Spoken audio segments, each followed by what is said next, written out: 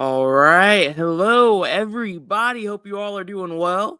This is DFS Army's tournament strategy show where we are going to look at today's massive 10-game slate. Not going to look at yesterday. It was a two-gamer. Usually we would if it was a normal slate, but not going to waste time with that. We have a lot to get to today, and we have a lot of injury news we have to focus on too. Also, Shooter, good to see you, man. Happy Easter weekend to everyone. I had today off, so I had a little bit of extra time to dig in. I think I found some sneaky plays too that I really like. So yeah, let's go ahead and hop right into it. We'll start off with one of the higher total games on the slate. Pistons going up against the Wizards. This is one of those classic situations where we have two not so great teams going up against each other. For the Pistons tonight, big pieces of news. Cade Cunningham, questionable. Jaden Ivey, questionable. Fontecchio has been out for a while. Grimes has been out for a while. None of that really matters. But Cade and Ivey are massive. Of course, if he gets ruled out, if Cade and Ivey get ruled out, Sasser's a very viable option. Malachi Flynn would become a very viable option. We'll have to wait and see what actually happens from an injury news standpoint. But if Cade Cunningham plays today at 8,100, he's a very viable play for me in a soft matchup, good game environment against the Wizards. Pace should be pretty quick here. So keep a close eye out for the injury news. It's one of the earlier games, so not going to spend too much time talking about the possibilities here, but I do like the Pistons tonight. Or at least Cade if he plays. And then if there's injury news, these guys become a bit more interesting. Duran is someone who's on my radar. At 7,100, nice matchup against the Wizards. Lowish ownership at 7%. We could be overlooking him here. This is a good game environment. I like him a bit more if Cade gets ruled out just from a usage rate standpoint, but I think he could be a little sneaky here as well. So, again, a team I like. And then the Wizards, these guys have been good, which is hard to say. I know we've been burned by Poole a lot this season, but in general, he's been more consistent than he has all season. And a lot of that is because Tyus Jones is out, but I think he's just better right now too, which I know is crazy, and it definitely means it's going to suck ass tonight, but this is a good spot for pretty much all of the Wizards, and you're going to have a lot of them in your runs, at least as of right now, with the lack of injury news we have so far. So we'll talk through it. Kyle Kuzma, 8,300. He's really been the main offensive and defensive piece here for them here lately. So 8,300 is a nice price tag for Kyle Kuzma. I'm going to make sure he shows up in my lines, and I'm very comfortable being over 14% ownership on him on this slate. Denny Obvious, 7,300. It's just one of those guys, better, and I feel better, especially in soft matchups, having exposure to him instead of being under the field to him. So Denny Obvious going to be another priority for me. Jordan Poole, I hate him when he's chalky, and he is chalky today. But the matchup and price tag are right, and I'm going to eat the chalk here. So I'll be right there with him. Kispert, Bagley, very similar situations. This team, this game is one I'm not trying to get away from. There are some pretty obvious spots tonight that we don't really have to look too closely at. This game's not one of them. And like I said, no real new injury news that makes things too interesting, but it is what it is. NHL Tattoo, good to see you. I know you've been crushing it over there. Appreciate you, man. And yeah, we always just need the guarantees. We need to lock some things in. I will lock in that you will need exposure to this first game. Do not try and fade it. Shooter said Hawks, Celtics last night was one for the books. Murray is that guy. I do not understand, though, why he can't be that guy with Trae Young. Is it Trae Young's fault, or is it just Murray flipping a switch? I have no idea, but he is looking like that guy he was with the Spurs, if not better, which is fun to see. All right, let's move on. Lakers against the Pacers is another game that I want to force exposure to. This game has the highest total on the slate, but it's the Lakers, and so we don't know who's going to play yet. LeBron James is listed as questionable. I think most of us are expecting him to play tonight, but we'll see. Anthony Davis is questionable.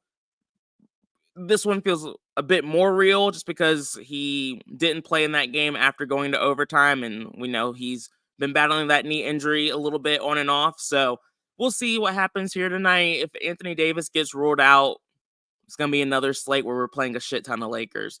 But if they both end up playing tonight, then I'm going to prioritize Anthony Davis. And then, of course, if Anthony Davis is out, LeBron James becomes a priority for me on this slate. And that's because of game environment, highest total on the slate, close spread. We know the Pacers like to play at a fast pace, and so good spot for the Lakers tonight in general. D'Angelo Russell, even if Anthony Davis and LeBron James play, is someone I'm willing to force exposure to at low ownership because of the game environment, because of the matchup, and the price tag, 7,500, isn't too pricey for a guard who is very involved from an offensive perspective for the Lakers. So I like the Lakers really no matter what the situation is. It just depends on if I'm going to play some of the other players like Reeves and Rui and Hayes. Those guys are more in play only if guys like AD or LeBron sit tonight. But the main stars and D'Lo, I'm playing these guys if they play tonight. I hate the Pacers a little bit just because they lack consistency when it comes to just having ceiling performances. But again, this game has the highest game total, and I'm going to force exposure to it. Tyrese Halliburton is someone that I want to at least match the field on. At least he's not 9K, but we do know he's not as the ceiling's just not the same as it was earlier this season before Siakam joined. Siakam, I'm more excited about if Anthony Davis gets ruled out. For now, I'm okay. I'm planning on matching the field in regards to ownership as of right now, but I'm not as excited about it. It's really just because of my general philosophy of forcing exposure to these good game environments. And then outside of that, I'm going to trust the DS on guys, and the DS is the optimizer, to see how much Turner, Nesmith, TJ I get, but I'm not planning on forcing any exposure to them right now. All right, the games do get a bit less interesting from here, so I'm going to try to speed through a few of these. But starting off, we have the Warriors going up against the Hornets. This is a good spot for the Warriors, of course, because the Hornets have just been an awful defense all season long. Jonathan Kuminga is questionable. That does matter just because of how much he does from an offensive perspective and even from a defensive perspective. He just plays a lot of minutes. And so if he doesn't play, then that solidifies my interest in guys like Andrew Wiggins, Tracy Jackson. I know we saw Klay Thompson have a ceiling performance earlier this week in a similar spot. Personally, I'm never that excited about forcing exposure to Klay Thompson, especially when he's already kind of chalky. But I get how we're getting there. He is showing up in some of my early lines, but I'm not planning on forcing exposure to Klay. For me, if Kuminga's out, it's really Andrew Wiggins. Even though he's chalky too, I will, and I feel more comfortable forcing exposure to him than I do Klay Thompson. And then Trey Jackson would be a bit more obvious for me, and Draymond Green, I would also have a bit more interest in as well. And a lot of it has a lot to do with the soft matchup of the Hornets, more so than my trust in the Warriors, because I don't trust these guys. Curry at 8% ownership, I don't feel like I really have to take a shot here, but I do understand the play. Just a really soft matchup for everyone here. But Curry's like the last, just not someone I'm trying to force in on this slate. For the Hornets, we do have some news to talk about. Well, Davis Bertans is probable. Mark Williams is still out. It's not really any new news, but we have some guys projecting pretty well for the Hornets. No one stood out to me in my initial research. I know Mishik is showing up a lot in my early runs. I'm not going to question that as of right now, but I do think we have enough guard plays where I don't feel like Mishik is someone that I would force exposure to if he wasn't showing up naturally, but it's still early. We'll see what news we get. I think we're probably going to have a bit more value at the guard spot, but Mishik is viable here. I've talked about it throughout the season, though. The Warriors just typically aren't giving up a ton of fantasy points in general, but they're also just not giving up a ton of points to guards in particular. And so, not a spot I'm overly excited about, but the price tag's decent. We know he has upside, so As of right now, I'm going to eat the chalk, but if we get some better options, I'm looking to potentially pivot off of Mystic tonight. And then Grant Williams, I'm a bit more open to, especially if Kuminga ends up missing tonight, because he's showing up in some of my early runs too. Brandon Miller, I know he had the hot, really big game last time out. I took shots earlier this season. Don't love this spot personally, but yeah, I don't plan on forcing exposure to Miller or Bridges tonight. Clippers are going up against the Magic and they're healthy. I'm not forcing exposure here. For the Magic, they're going up against the Clippers, who are a pretty good defensive team. Markelle Fultz is out. Gary Harris was not on the injury report, so I don't think we should expect. If Fultz does end up playing tonight, he shouldn't start randomly like he did earlier this week.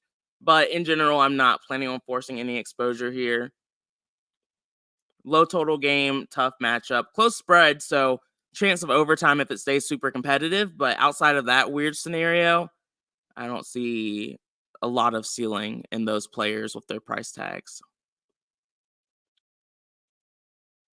Tracy Jackson Davis. I like him a lot more if Kuminga gets ruled out, just because those minutes are a bit more solidified. And, there's always a chance Draymond gets kicked out of a game, and that always helps Tracy Jackson as well. But if everyone ends up playing, it's going to be a little bit harder for me to pull the trigger on Tracy. What's up, Travis? Hope you're doing well, man. Good morning. It's good afternoon for me, but I know it's a little bit earlier for some of y'all.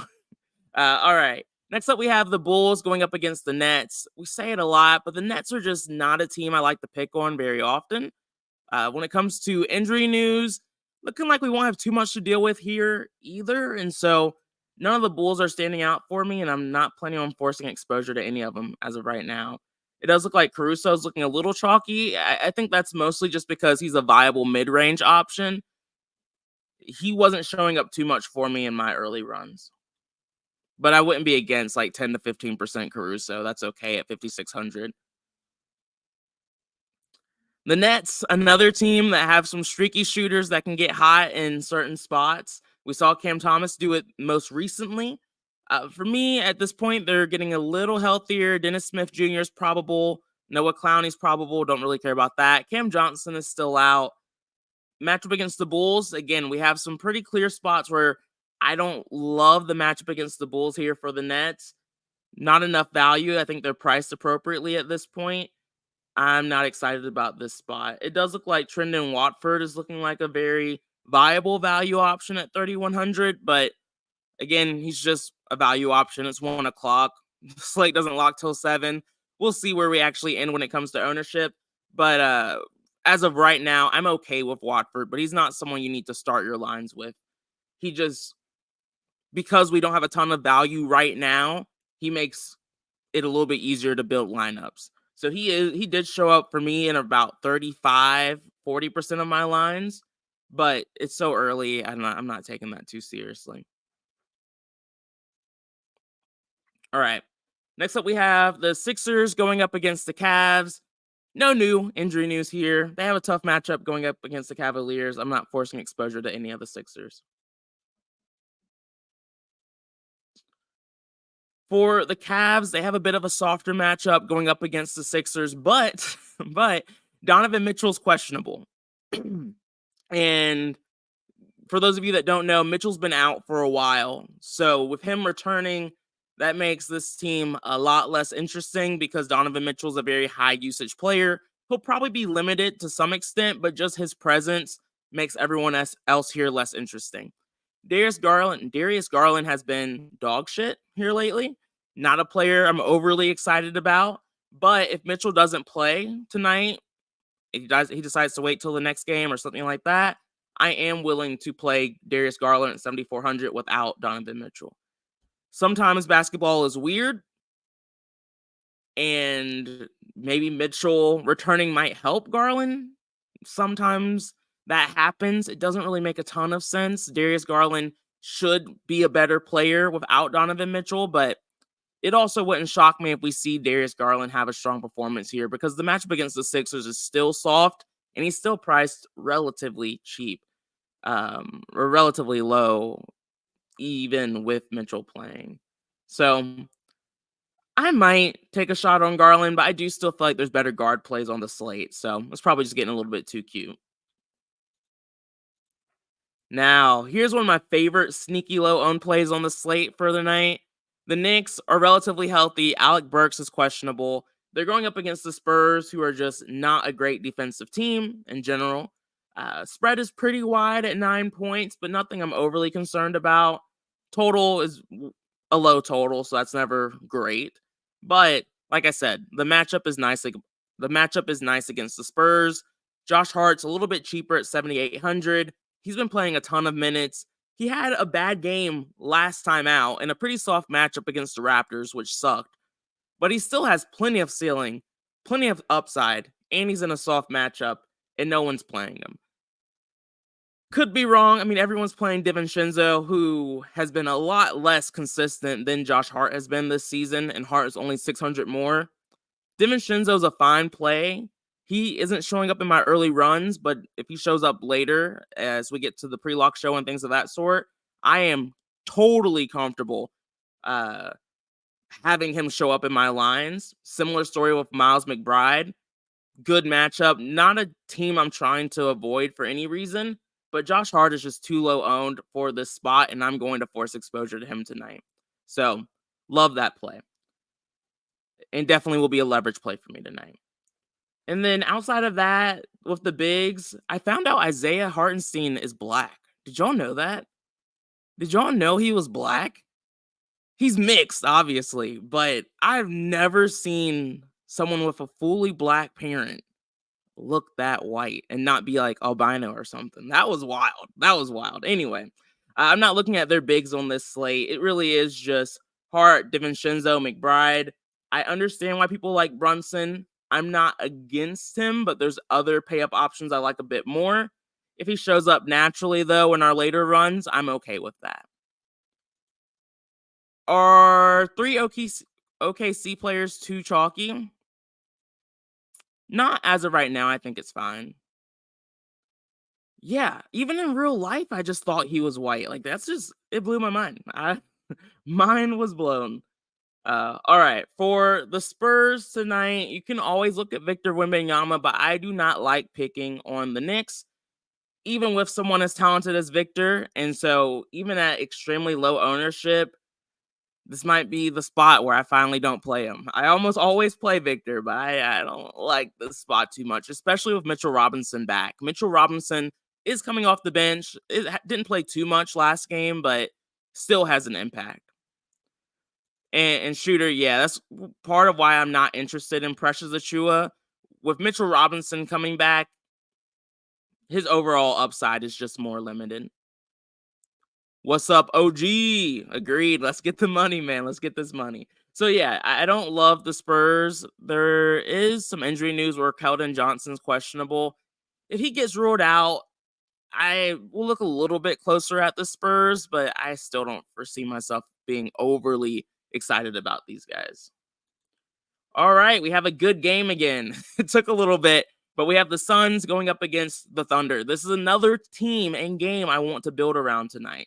My thought process so far is Pistons, Wizards, Lakers, Pacers, Suns, Thunder. Those are the teams I want to build around.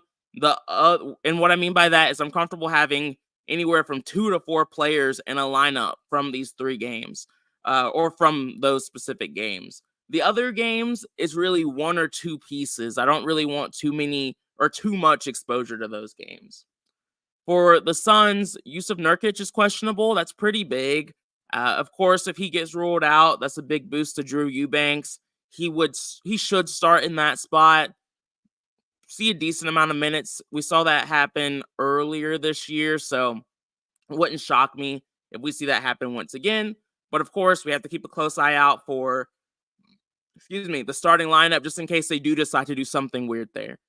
And then KD has been looking really good recently, and the matchup against the Thunder has never been one that concerns me too much.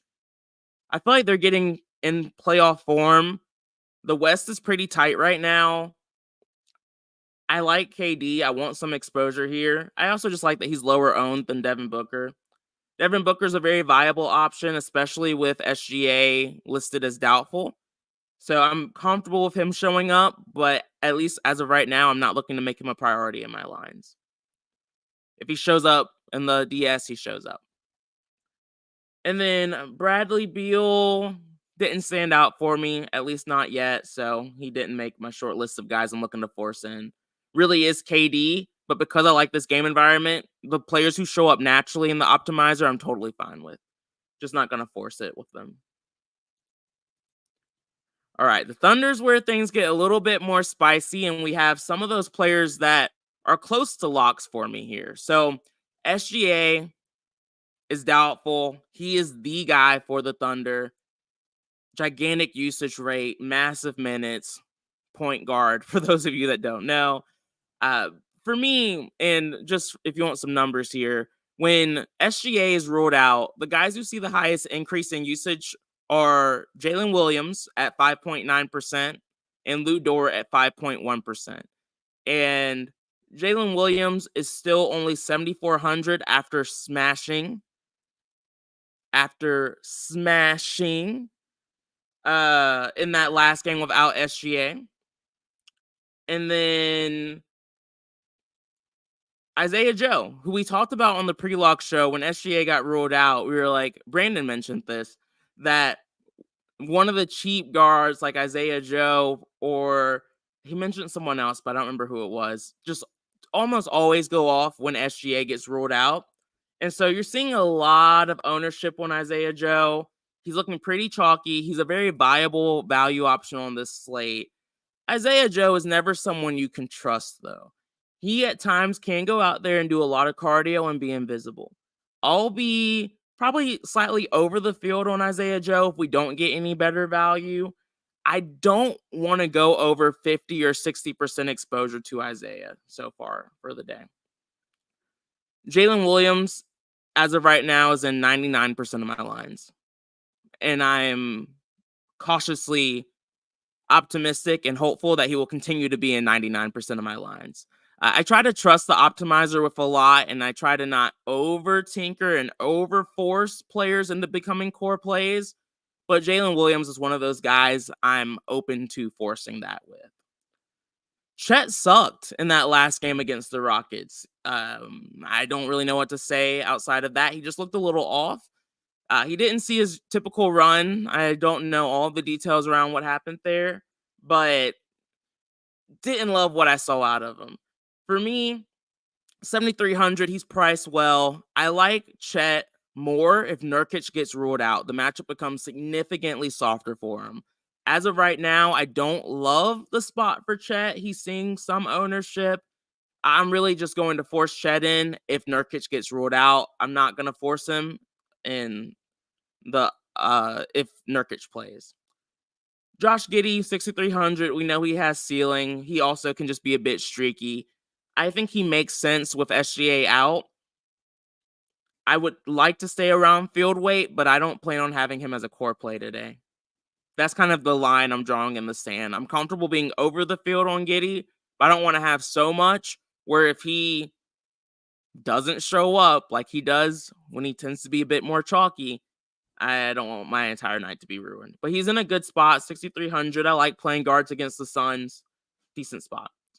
And then Cason Wallace is someone that I like a lot. It's kind of like a sneaky low-owned play. Cason's just someone who, again, I like playing guards against the Suns.